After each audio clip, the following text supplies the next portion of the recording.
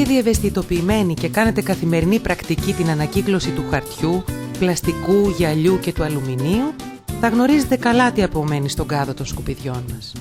Τα περισσότερα είναι οργανικά απόβλητα και αποτελούν περίπου το 40 με 60% των αποβλήτων που παράγουμε στο σπίτι μας. Η ανακύκλωση αυτών των οργανικών αποβλήτων λέγεται κομποστοποίηση.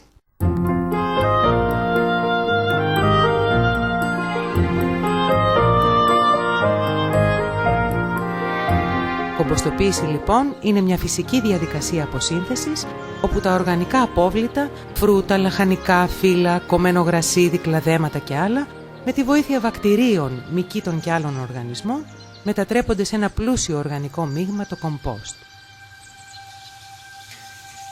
Το κομπόστ μπορεί να επιστρέψει στο έδαφος τις οργανικές και ανόργανες ουσίες του που είναι απαραίτητες για τη γονιμότητά του. Ένα ιδανικό, δωρεάν λίπασμα κοντά στο μέρος που παράγεται. Γιατί να κάνουμε κομποστοποίηση? Ξέρουμε όλοι πως τα κλαδέματα από τους καθαρισμούς των κήπων και των δημόσιων χώρων μεταφέρονται στους χιτά, ενώ όλα αυτά τα υλικά θα μπορούσαν με απλή προεργασία να παραμείνουν στους κήπους μας με τη μορφή λιπάσματος. Κάνοντας κομποστοποίηση, μειώνουμε τα σκουπίδια που καταλήγουν στις χωματερές, περίπου κατά το 30% του όγκου και το 50% του βάρους των σκουπιδιών που βγάζει στο δρόμο ένα νοικοκυριό. Τα οργανικά απόβλητα στους χιτά θάβονται και αποικοδομούνται κάτω από συνθήκες έλλειψης οξυγόνου.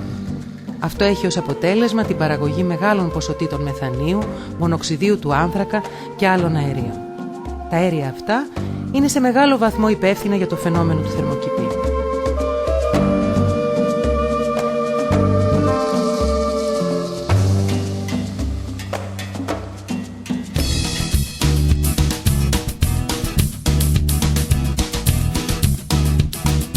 Εδώ και καιρό έχουμε αντικαταστήσει τα χημικά λιπάσματα με φυσικό, δωρεάν λίπασμα, επομένως εξοικονομούμε και χρήματα.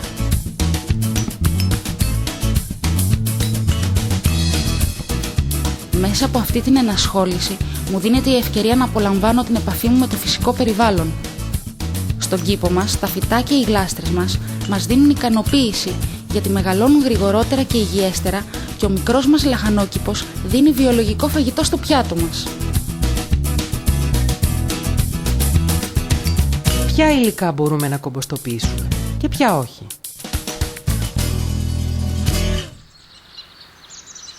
Για να κάνουμε κομποστοποίηση χρειαζόμαστε χλωρά και ξερά υλικά, οξυγόνο και υγρασία. Χλωρά είναι τα φρούτα, λαχανικά, φλούδες, κατακάθια καφέ και αφεψίματα, γκαζόν, αγριόχορτα, κλαδέματα, φύλλα, κοτσάνια, τσόφλια αυγών, κατά προτίμηση τεμαχισμένα σε μικρά κομματάκια. Τα ξερά είναι τα άχυρα, ξερά φύλλα, χαρτιά κουζίνας, χαρτόκουτες, ροκανίδια και πριονίδια, όχι εμποτισμένης ξυλίας. Δεν χρησιμοποιούμε λάδια, λίπη, κρέατα, ψάρια, γαλακτοκομικά, κόκαλα, γιατί προσελκύουν ανεπιθύμητους επισκέπτες και μυρίζουν πολύ άσχημα. Πώς λειτουργεί η κομποστοποίηση? Αερόβιοι μικροοργανισμοί αρχίζουν να τρώνε πρώτα τα χλωρά. Η ενέργεια που παράγεται από αυτή τη διαδικασία αυξάνει τη θερμοκρασία του σωρού, αναπτύσσοντας περισσότερους αερόβιους μικροοργανισμούς και η αποσύνθεση ξεκινά. Πολλοί ζωντανοί οργανισμοί, όπως σκουλίκια, μυρμήγκια, μυγάκια, βοηθούν στη διάσπαση των υλικών και επιταχύνουν τη διαδικασία της κομποστοποίησης. Αυτά τα ζωήφια χρειάζονται οξυγόνο για να ζήσουν και να εργαστούν, γι' αυτό είναι απαραίτητος ο αερισμός του κομπόστ. Κάθε τόσο λοιπόν, με μια πυρούνα ή ένα ξύλο, ανοίγουμε κενά αέρος μέσα στο σωρό. Μπορεί να δείτε ατμούς ανακατεύοντας στο σωρό εξαιτίας της αυξημένης θερμοκρασίας του. Κόκκινοι γεωσκόλικες βοηθούν στον αερισμό του κομπόστ αφού ανεβαίνουν μέχρι την κορυφή, φτιάχνοντας χρήσιμα τούνελ για να πάρουν όλα τα νεόφερτα πράσινα υλικά.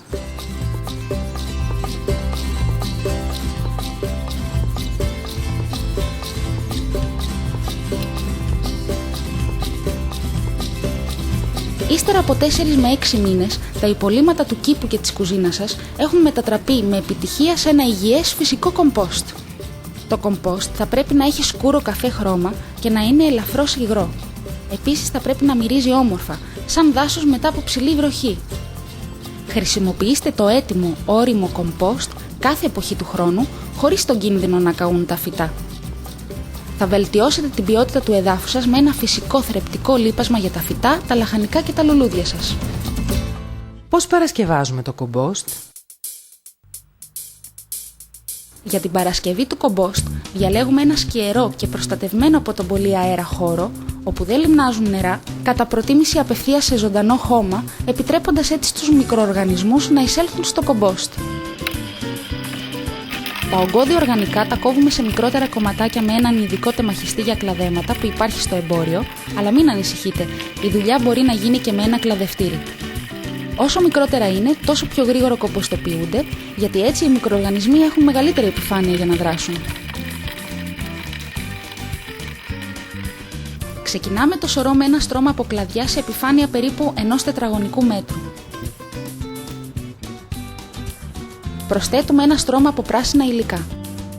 Εμείς με τα υλικά που χρησιμοποιούμε κρατάμε μια αναλογία περίπου μισά χλωρά, μισά ξερά.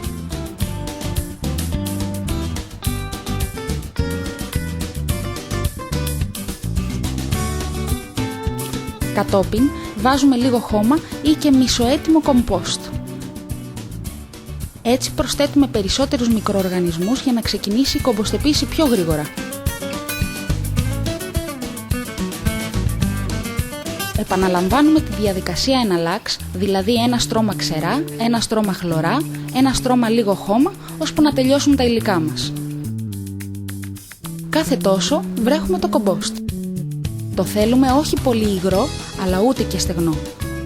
Έτσι, η διαδικασία παρασκευής του κομπόστ ολοκληρώνεται.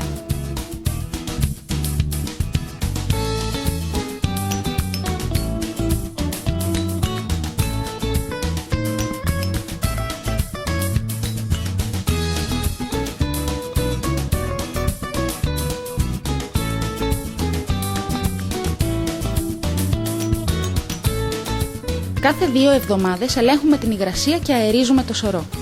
Στην περίπτωση που χρησιμοποιείτε κάδο κομποστοποίησης του εμπορίου, η διαδικασία είναι ακριβώς η ίδια και μπορεί να γίνει και στο μπαλκόνι σας. Ο κάδος είναι ταυτόχρονα και αποθήκη του λιπάσματος που φτιάχνουμε.